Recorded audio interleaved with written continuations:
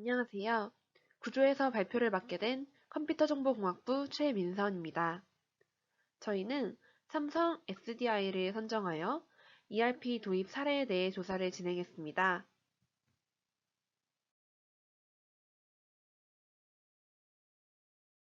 목차는 첫 번째로 기업 소개를 하며 선정과 분석 이유에 대해 말씀드리겠습니다. 두 번째로 ERP 도입 배경을 알아보며 기업에 어떤 문제점들이 있어서 도입을 결정하게 되었는지에 대해 알아보겠습니다. 세 번째로 ERP를 도입한 과정에 대해 알아보고 마지막으로는 ERP를 도입하여 어떤 효과를 얻게 되었는지에 대해 말하며 발표를 마치겠습니다. 삼성 SDI를 소개하고 삼성 SDI를 선정하고 분석하게 된 이유에 대해 말씀드리겠습니다. 삼성 SDI 기업 소개입니다. 삼성 SDI는 삼성그룹 계열사로 1970년 상호명 삼성 NEC로 설립되어 1999년 삼성 SDI로 성우를 변경하여 현재까지 운영되고 있습니다. 친환경 초연료 소재 에너지 토탈솔루션 대표 기업이며 주요 사업 부문은 에너지 분야와 전자재료로 구분됩니다. 에너지 부문은 소형 전지, 중대형 전지 등을 생산해 판매하고 있고 전자재료 사업 부문은 반도체 및 디스플레이 소재 등을 생산 판매하고 있습니다. 소형 전지의 경우 업계 1위 기업이며 국내 각지에 생산시설을 보유하고 국내 판매 외에도 미국, 유럽, 일본, 호주 등으로 제품을 수출하고 판매를 진행하고 있습니다.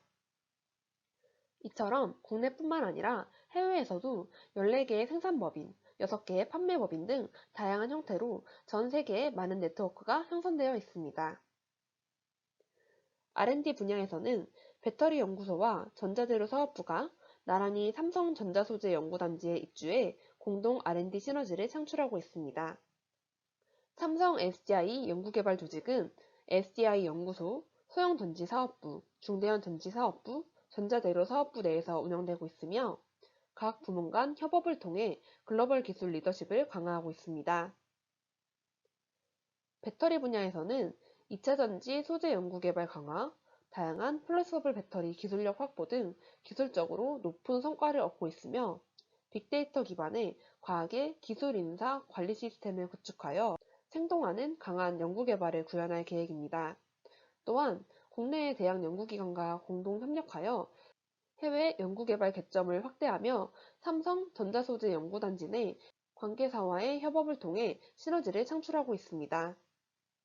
전자재료 분야에서는 반도체, 디스플레이, 차세대 에너지 등 첨단 IT 제품에 사용되는 핵심 소재를 개발하고 첨단 소재나 필름을 개발하여 높은 기술적 면모를 보여주고 있습니다. 저희는 삼성 SDI의 손익계산서를 확인해 보았는데요. 남색, 파란색, 회색이 2017년, 2018년, 2019년을 차례로 나타내고 있습니다. 사진의 매출액 부분을 보시면 2017년부터 2019년까지 매출액이 꾸준히 성장하고 있음을 알 수 있었습니다.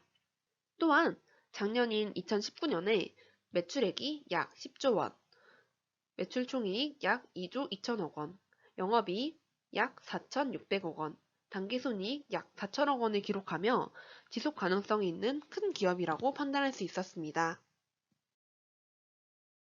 저희는 이러한 자료들을 바탕으로 삼성 SDI가 높은 매출과 당기순이익을 창출하는 것이 탄탄한 기술적 기반이 있어 향후에도 안정적인 회사 운용이 가능할 것이라 판단했습니다. 또한 세계 산업시장에서 우수하고 독자적인 반도체 기술을 가지고 있기 때문에 향후 기업이 발전 가능성이 높다고 판단했습니다. 따라서 기업의 규모가 크고 전 세계 많은 국가와 거래하는 삼성 SDI의 ERP 시스템이 얼마나 잘 갖춰져 있는지에 대한 궁금증으로 분석할 기업으로 삼성 SDI를 선정하게 되었습니다. 다음으로는 삼성 SDI의 ERP 도입 배경에 대해 말씀드리겠습니다. 삼성 SDI는 ERP를 도입하기 전 기업 내 외부적인 문제들이 발생하기 시작했는데요. 먼저 외부적인 문제들은 ERP를 도입하기 전인 1995년에 발생하기 시작했습니다. 첫 번째 문제는 기술 경쟁력의 하락이었습니다. 삼성 SDI는 증권관, 브라운관 등 전자부품으로 사업을 시작하며 흑백 브라운관 생산으로 발전했습니다. 1978년 컬러 브라운관 사업을 시작하며 급격한 발전을 이루었고 1988년 전 세계 브라운관 시장에서 약 10%를 차지하는 입지를 다집니다. 하지만 품질과 기술적인 측면이 기술을 얻었던 일본에 비해 크게 뒤떨어진다는 문제점이 있었습니다. 두 번째는 원가 경쟁력의 부족입니다. 인건비, 관리비 등이 저렴했던 대만 회사에 비해 비싼 원가로 원가 경쟁력이 부족하다는 문제점이 있었습니다. 세 번째 문제점은 많은 타사들의 추격이었습니다. 필립스와 같은 많은 선진사들의 추격으로 삼성 SDI는 꽤나 압박을 받게 되었습니다. 네 번째 문제점은 사회 변화였습니다. 방막 트랜지스터식 LCD의 대형화와 저가격화가 본격화되었고 고객사의 품질 및 납기에 대한 요구 조건이 강화되지만 삼성 SDI가 오히려 약한 대응을 보이며 사회 변화에 대한 대응력이 떨어졌습니다. 내부적인 요인은 1993년에 그룹 차원에서 추진되었던 신경영 운동이 시작되며 운동의 성과를 가시화해야 한다는 압박이 작용한 것입니다.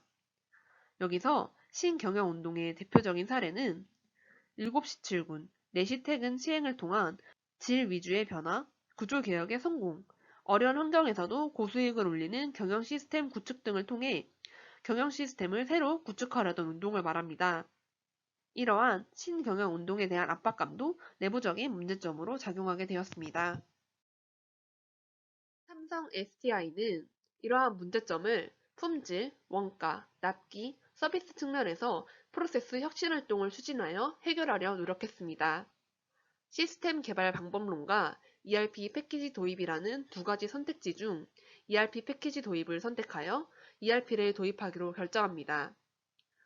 여기서 시스템 개발 방법론은 소프트웨어를 개발하는 데 필요한 표준화된 절차와 코딩 방법, 도구 및 가이드라인 등으로 구성되며 개발 단계별 수행 활동을 위한 체계적인 접근 방법을 제시해 놓은 것을 말합니다. 이 두 가지 중 ERP 패키지 도입을 선택한 이유에는 시스템 개발 방법론은 개발하는데 3년 이상의 시간이 소요되어 초기 경영 활동에 가시적인 성과를 요구하는 상황에 맞지 않았고 급변하는 시대에 대처하기 어려웠습니다. 또한 ERP가 세계적으로 검증된 프로세스에 기반을 두고 있기 때문에 삼성 SDI가 추진 중이던 프로세스 혁신에 ERP가 많은 도움을 줄 수 있다고 판단했습니다. ERP는 업무 통합 시스템이기에 업무 효율화를 이루고 생산 시간 감소에도 적합하다고 판단했습니다. 또 하나의 장점은 ERP는 전체 업무가 회계 시스템에 연결되어 있기 때문에 상품별 이익과 원가 분석을 가능케 하여 경영 의사결정에 기여할 수 있다는 장점이 있었습니다. 그렇게 ERP 패키지 도입을 선택하며 국내 ERP 시장에서 시장 점유율이 가장 높았던 SAP를 선택하였고 SAP는 다국적 언어 지원, 정보의 통일성, 신속성과 유연성, 유지 보수의 편리함 등의 장점을 가지고 있었기 때문에 삼성그룹 내에서 가장 높은 선호도를 보였습니다. 문제를 해결할 수 있는 장점을 바탕으로 1995년부터 ERP 시스템 구축을 시작한 삼성 SDI가 ERP 시스템을 도입한 과정에 대해 말씀드리겠습니다. 도입 과정의 첫 단계는 계획 수립 및 준비 단계입니다. 왼쪽에 나와 있는 조직도를 보시면 됩니다. 이 단계에서 ERP 프로젝트 추진 전담 부서는 대표이사 직속으로 편성되었고 전담 부서와 팀장은 임원으로 충원되었으며 전담 부서는 내부적으로 정보전략그룹, PI그룹, 시스템 개발그룹 등 3개의 그룹으로 구분되어 업무가 추진되었습니다. 여기서 PI그룹은 프로세스 혁신 그룹을 뜻합니다. 본 단계에서의 주요 추진 활동으로는 경영 전략 및 제반 경영 환경에 대한 분석을 실시하고 각 프로세스에 있어 세계 최고 수준 회사 및 경쟁사 현황을 벤치마킹함으로써 재설계될 프로세스 비전 설정에 있어서 근거 자료를 마련했습니다. 또한 ERP 구축 추진을 지도하고 자문할 컨설턴트사를 선정하기 위해 세계적으로 우수한 컨설턴트사로부터 제안서를 입수하고 발표회를 통해 선정했습니다. 조직 구성원들의 공감대 형성을 위해 관계사 및 선진사의 프로세스 혁신 추진 사례를 소개하고 그룹 토의를 실시했고, 임원들 및 간부들에게는 워크숍을 실시하여 PI 추진의 필요성과 활동 방향을 주지시켰습니다. 프로젝트에 선정된 ERP 패키지인 SAP R3의 기능 및 사용법에 대한 선수 교육도 실시했습니다. 다음 단계는 비저닝 단계입니다. 비저닝 단계는 오른쪽의 조직도를 봐주시면 감사하겠습니다.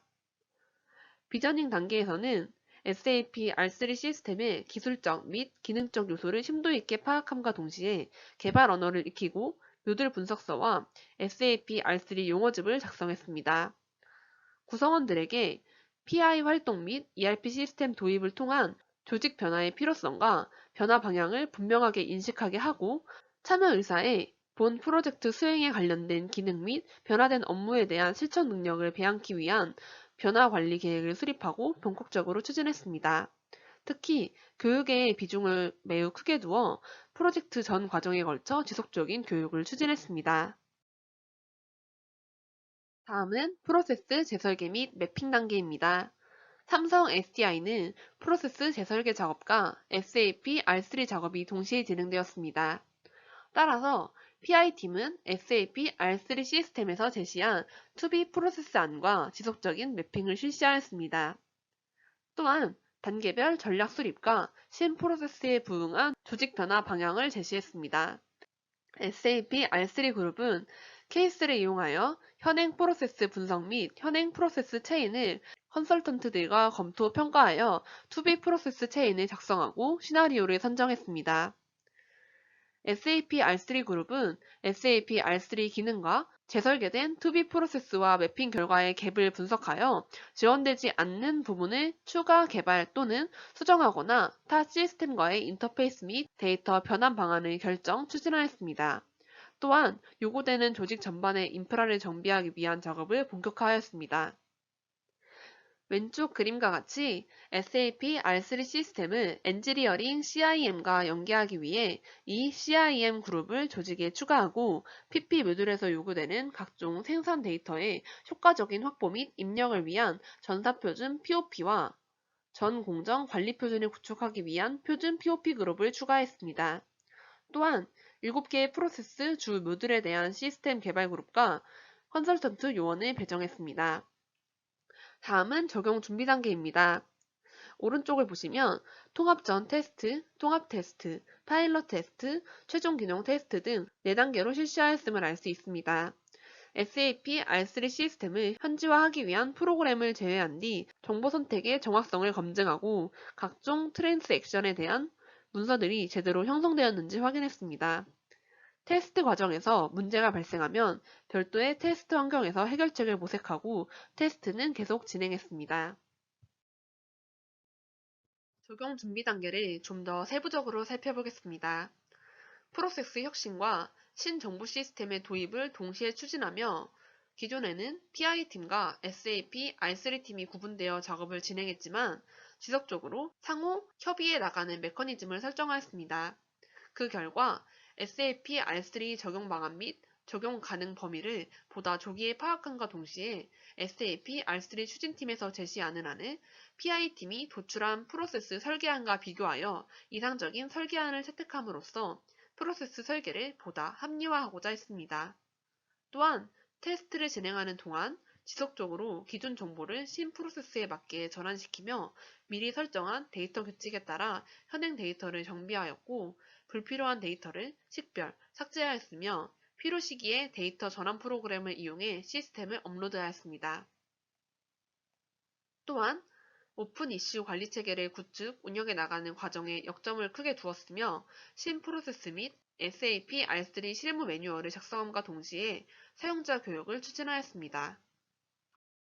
마지막 도입 단계인 시스템 설치 및 해외 부문 롤아웃 단계입니다.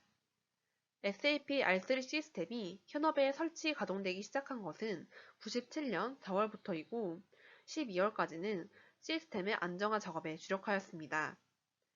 97년 말 이후에는 해외 현지 공장에서 사용하는 기준 정보와 업무 프로세스를 표준화함으로써 98년 9월까지 6개의 해외 현지 공장에서 SAP R3 시스템을 확산하는 것을 완료했습니다.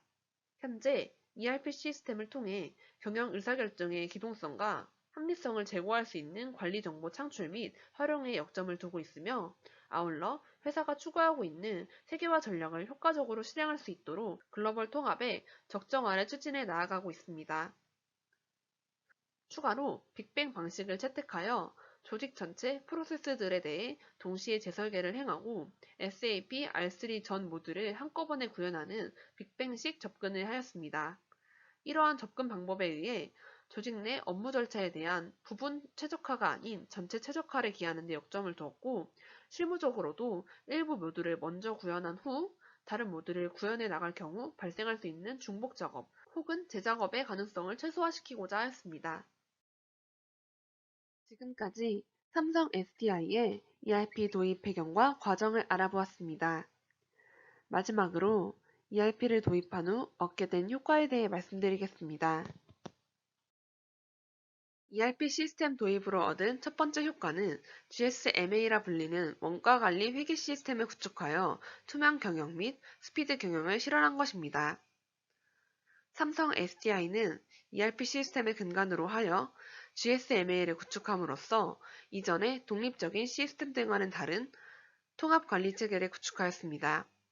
이를 통해 이전의 물류 시스템, 생산 수율 시스템, 영업 구매 시스템, 실적 원가 시스템 등을 하나로 통합하여 시스템 간 정보의 활용력을 증대시켰으며, 결과적으로 투명 경영 및 스피드 경영을 실현하는 데 일조하고 있습니다.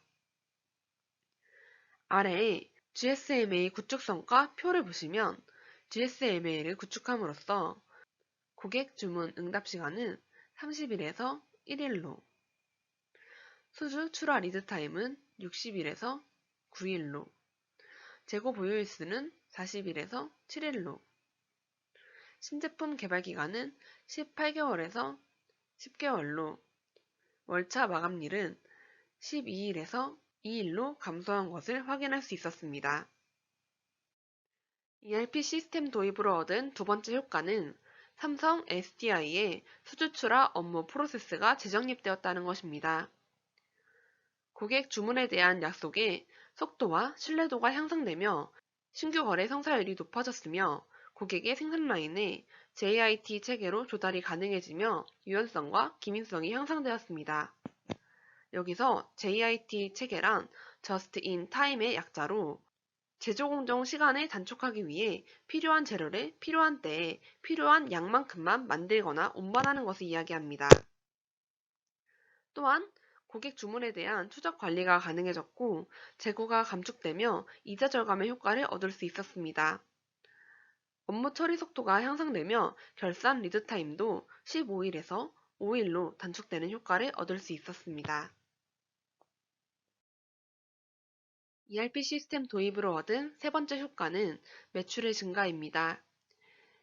ERP 도입 전에서 ERP 도입 후 손익계산서를 살펴보면 매출액이 3조 6천억 원에서 약 4조 1천억 원으로 상승한 것을 알 수 있습니다.